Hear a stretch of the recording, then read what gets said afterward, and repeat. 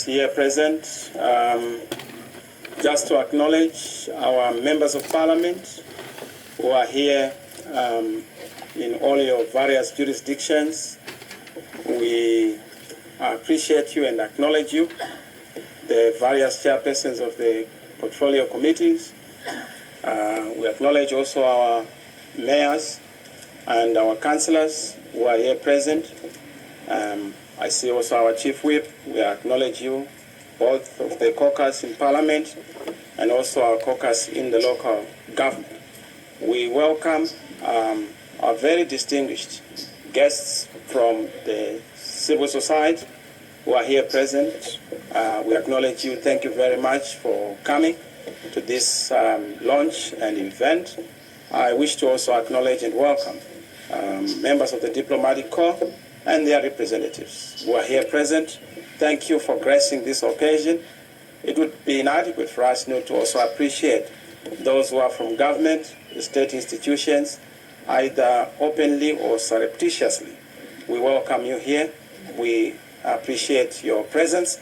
Thank you very much for coming to this event, which is not going to take a lot of time, but just to gather to launch our 7 minimum electoral reform fundamentals that will sufficiently prepare our great country Zimbabwe for the next level in leveling the playing field of our elections and also creating a platform for a political democracy of our country and making sure that we do not have disputed elections. But, honorable members of parliament, ladies and gentlemen, our councillors, allow me to just say we are meeting within a context of very sad developments in our country.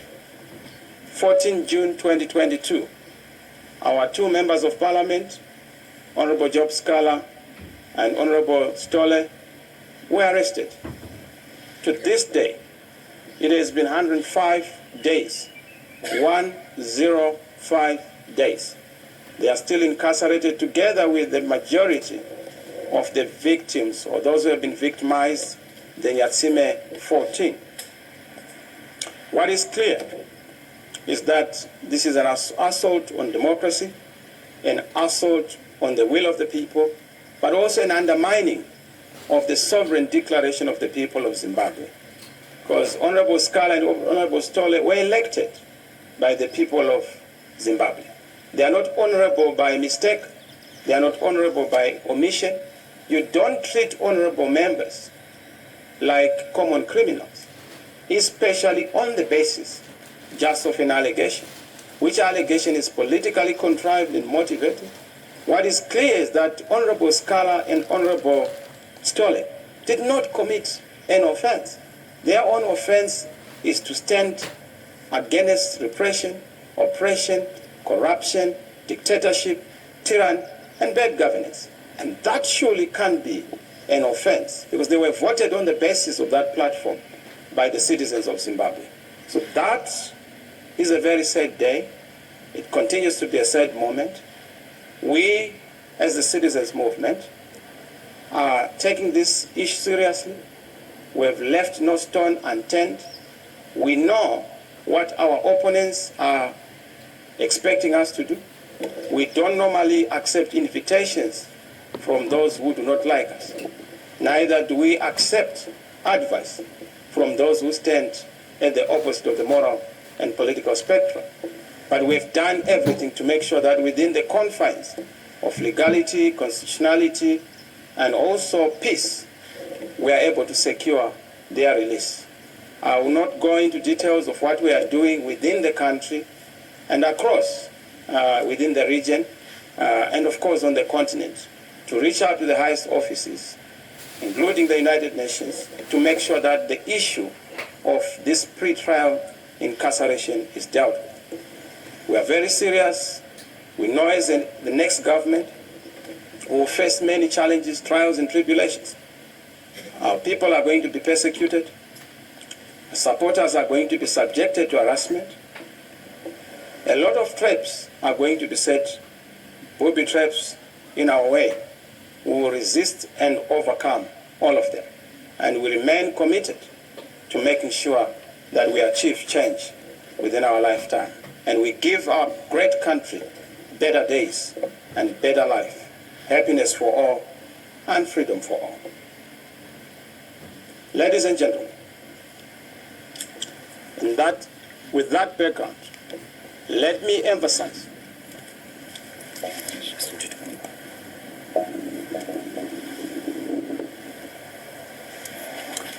Ladies and gentlemen, with that background, let me just emphasize the fact that this document we are launching today is our humble submission to the ongoing discourse on what needs to be corrected to conduce the environment for elections in our country. The liberation struggle, which is our struggle, was a collective quest to create a nation that is founded upon the people's sovereignty and the time-tested principle of one man, one vote. Our forebears, forefathers, foremothers sacrificed life and limb to birth this wonderful and great nation, where the right of every citizen to vote and self-determine is guaranteed, assured, and secure. The right to vote is a fundamental principle, and so fundamental and so precious that without which the people cannot truly be free and independent. I was in Uzumba Maramba Pfungwe just a couple of weeks ago.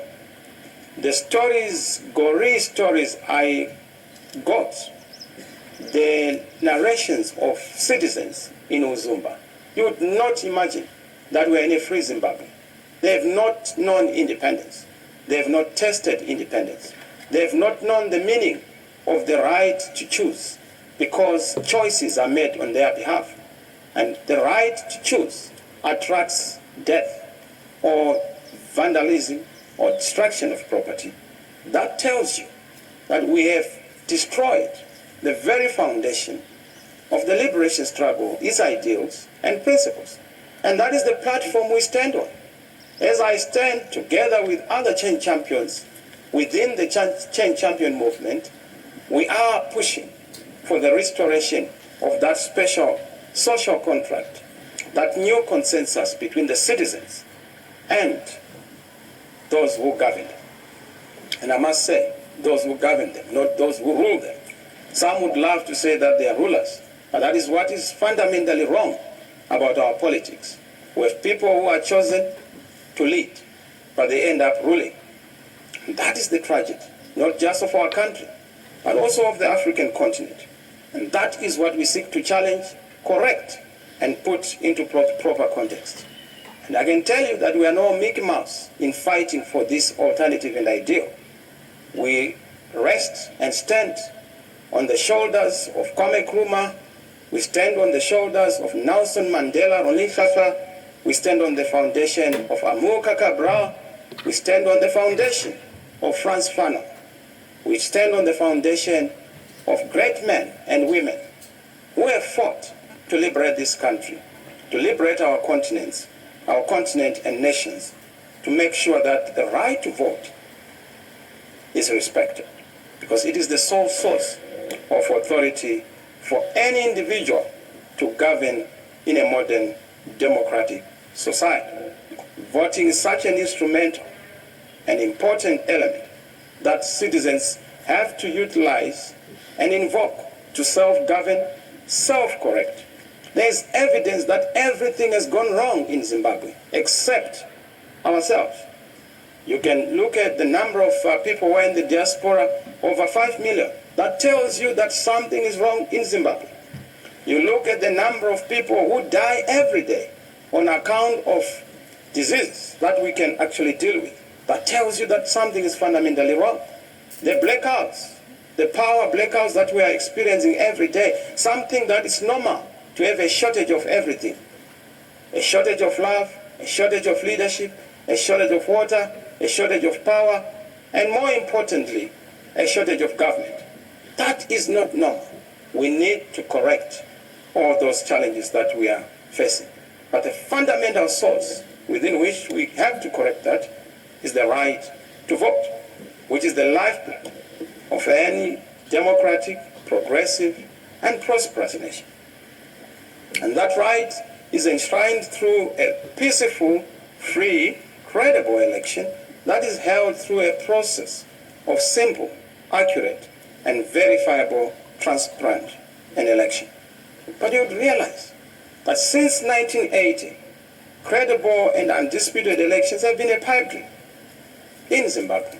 People have not been able to choose their own leaders.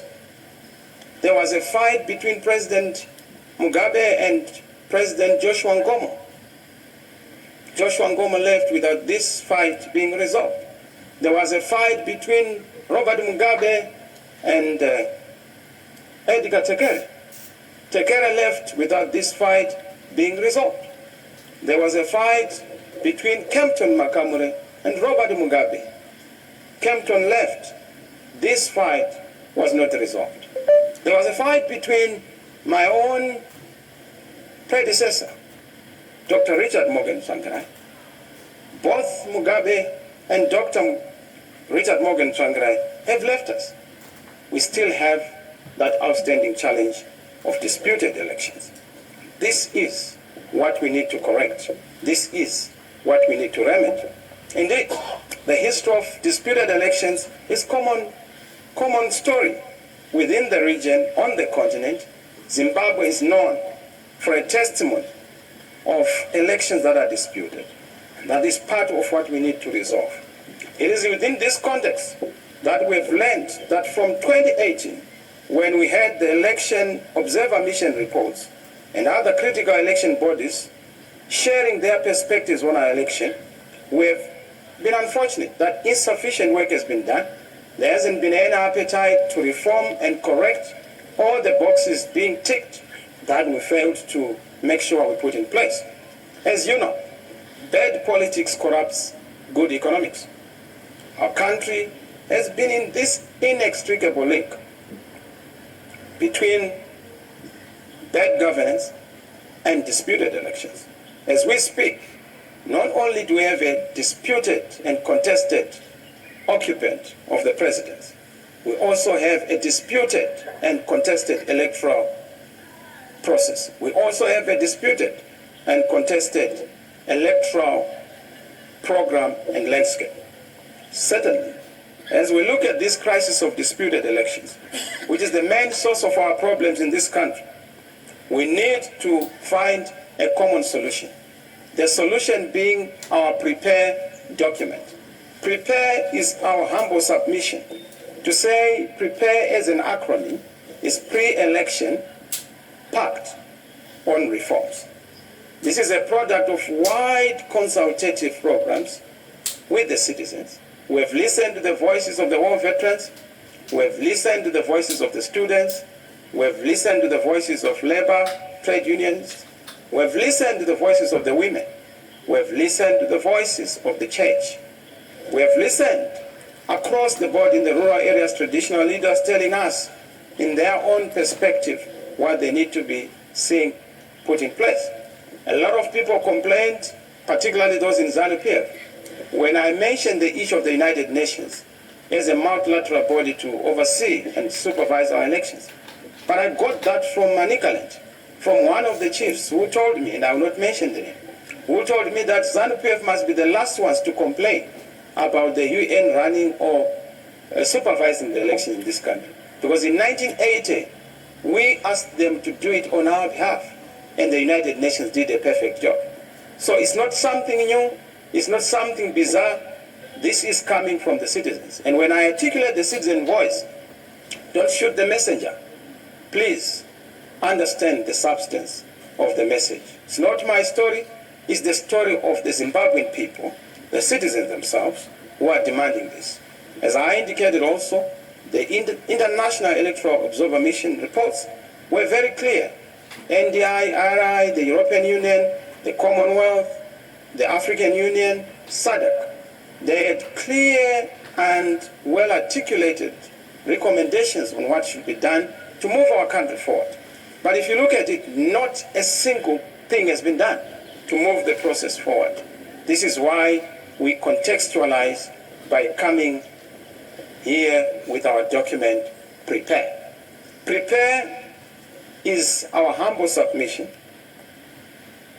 to prepare for credible elections, to prepare for peaceful elections, but to prepare for undisputed free and fair elections, to prepare even ZEC to respect what God says through his people, to prepare ZEC to be ready for the diaspora vote. We are waiting to see ZEC Canada, ZEC Australia, ZEC US, ZEC South Africa, ZEC Botswana, like we saw in Angola for the first time, like we saw in Kenya, like we are seeing in the rest of the region. All of the regional countries, they respect the diaspora vote. So for the 7 issues that we have, which are the 7 pillars, we have identified 7 fundamentals that we are saying this is our humble submission on the table to the people of Zimbabwe, to other stakeholders, on how we are going to resolve issues. This is our plan to rescue Zimbabwe. This is our plan to exit our country from this, the right to vote. Number 2, the credibility of the electoral body and its processes. Number 3, timeous, real-time announcement of the result. We saw it in Kenya, it works. Of course, there are the issues here and there, but we must have people knowing the full result. We have the issue of the credibility of the voters' roll. We have the issue of the security of the voter. We have the issue of the security of the vote. We also have the issue of political freedoms, in particular access to the media. We have issues that we have articulated and raised that we would want to go into without exhausting all of them.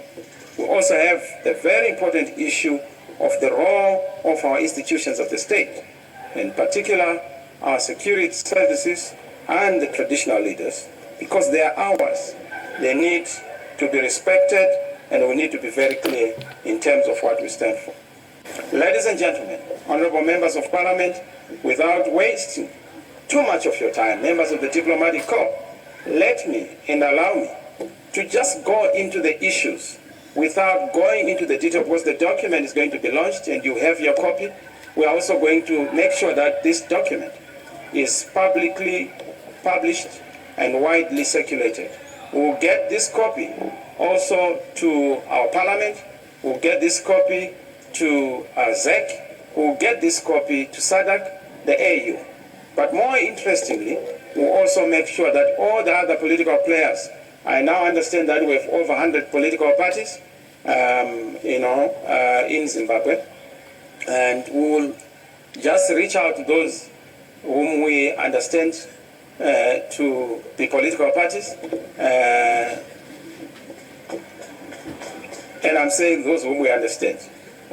So we have those issues, and we're going to raise them with all the key national institutions, regional and international institutions. The first one, the right to vote. In a nutshell, on the right to vote, we want to make sure that all Zimbabweans who are eligible to vote are given access and capacity and mechanism to register as voters. Appropriate mechanisms have to be put in place. We want to see the diaspora vote. Let Zimbabweans in the diaspora be allowed to vote. There can never be taxation without representation. If you believe that we're getting remittances from the diaspora, we can't receive without giving. When we receive the remittances, we must give that right, the right to determine the government, so that there is enhancement of the legitimacy of those who are in government. Prisoners must also be allowed to vote, and mechanisms have to be put in place. People with disabilities, PWDs, and those with special needs also have to be catered for. In particular, I want to see all civil servants, security personnel, and persons on official duty outside their designated polling stations on the election day being given the opportunity to vote. Not a command vote, but their right to self-determine and indicate those whom they want to vote for. Voter registration has been marred by a number of challenges under our government, which is sure to come. We will make sure that there's automatic voter registration, because if we have a citizen's vote, surely we should be able to then from that digital platform produce a voters roll on those who have attained the age of 18. The obligation on the citizen or resident is just to come and indicate the polling station where you want to vote, so that our polling station-based voting is not violated. So voter registration is very important. We also have a raft of issues that we have indicated there. I will not go into the details of them all, but just to suffice to say that we are also emphasizing the issue of voter education, in particular, voter education that ensures the secrecy of the vote by the Zimbabwe Electoral Commission and also other stakeholders. ZEC must be, as an obligation, be asked to dispel misinformation and propaganda that some elements have been peddling, particularly in the countryside, that people would know where you would have voted and that you will be killed if you vote for the alternative, and that if you vote overwhelmingly for the alternative, you will die. I'm sure this lie has been dispelled in Bulilima Mangwe. In Bulilima, we managed to win of the 3 seats that were being contested. ZANU-PF had all of them. In 2018, we won 2 of them. And after winning 2 of them, I haven't heard that there's one person who has died on account of having voted for us. That is sufficient evidence that the citizen movement is on the move. And of course, you know, the by-elections that we have had, we've won over 65% so far. Out of the MPs, 28, we won 19. Out of the 126 ward council elections, we've managed to win about 84. That tells you that we're a serious force. And that's why you listen to ZANU-PF, they are panicking like a snake. They understand that they are fighting a baobab tree and they want to cut it using a razor blade. They will not succeed. They are panicking. We are on the move. We are unstoppable. And they will not be able to stop us, I can assure you. They will try all sorts of tactics. We are on the move and we are in the driving seat. That's why they are backing, because they know that we are the dog with the bone. And we are not moving. We are not moving sideways. We are not moving backward. We are very clear about what we are doing. So the right to vote, thank you. The right to vote is fundamental, especially the issue of what is in the Constitution, Section 67, that entails the right of all the citizens to have, franchise in voting and in joining a political party of their choice. Number 2 is the credibility of the voters' roll. On this, I will not go into detail, but 2 things that we are going to emphasize. 1, let all the political parties and their representatives sign off an audited voters' roll before the voters' roll is allowed to be authenticated and validated. Number 2, we want to make sure that when we go to an election, let us agree on an audited voters' roll. That has been the case in the region. The voters' roll must be audited. We don't want an unaudited voters' roll that changes every day. I think our champion, Ellen, mentioned that we asked the SEC to get a voters' roll. They kept on playing around the voters' roll, saying that, look, the one that you have is not the appropriate one. So we don't want a voters' roll that changes depending on the weather on a particular day. That has to be sorted out. We also want the issue of assisted voters to be dealt with, especially a separate role to be created for those people who would say they want to be on the assisted voters roll, so that we know in advance the people who are there and they are not there on account of coercion, command voting, or other intimidatory tactics. Number 3, the issue of a real-time credible results management system. Let there be real-time announcement of the votes. This system by some other guy who said we must do meticulous verification for over 2 weeks. Yes, the law now is a prescribed time frame, but we want the result to be announced at the polling station. Let the presidential election be announced at the polling station where people have voted, the MPs vote, the councillors vote. And once the result has been announced there, it is the valid vote. That is not announcing the whole result. V11 forms must also be collected, posted on a public portal, accessible to members of the media and to us as political parties. If Mr. Mnangagwa wins that kind of an election, I'll be the first one to be before the whole world. CNN, BBC, RT, all the international television stations, to congratulate him and encourage him. And I'll happily accept the role that people of Zimbabwe would have assigned to me. What we will not accept is when people of Zimbabwe vote for us, Mr. Mnangagwa says, no, you must be opposition, come and be my guy, playing to my tune. No, we don't listen to the tune of a competitor. We listen to the tune of those who give us the mandate, the citizens of Zimbabwe. And that is why we have said no to Poland. That is why we have said no to backdoor into parliament. I was not a child on Wednesday. I was voted for to be a presidential occupant, and I'm ready. I hear a lot of people saying, no, they have no plan. Have you ever seen people who have no plan, whose life is so threatened the way we are? They've tried every trick in the book. Guns, they've tried accidents, they've tried poison, they're trying everything. Women, they try almost everything. And I can see some of you are already salivating. Don't fall for it. So the issue of a credible result management system is such an important one. And we have a raft of measures that we are putting in place that we're also suggesting as a way forward. Number 4 is the integrity of the election and electoral processes, especially the appointment of ZEC personnel. And I'm about to finish it. The issue of the commissioners, staff, polling officers should be purely on merit, competence, and all the officials must pass the critical test. Number 1, the integrity test. Number 2, the professionalism test. Number 3, the independence test. Number 4, the accountability test. Number 5 is the patriotism test. Now, if you look at some of them, they are clearly and blatantly partisan. They do not know the difference between ZANU-PF and Zimbabwe. There is a difference. You don't serve a political party. You serve the country. Whoever wins, that is the decision of the people of Zimbabwe.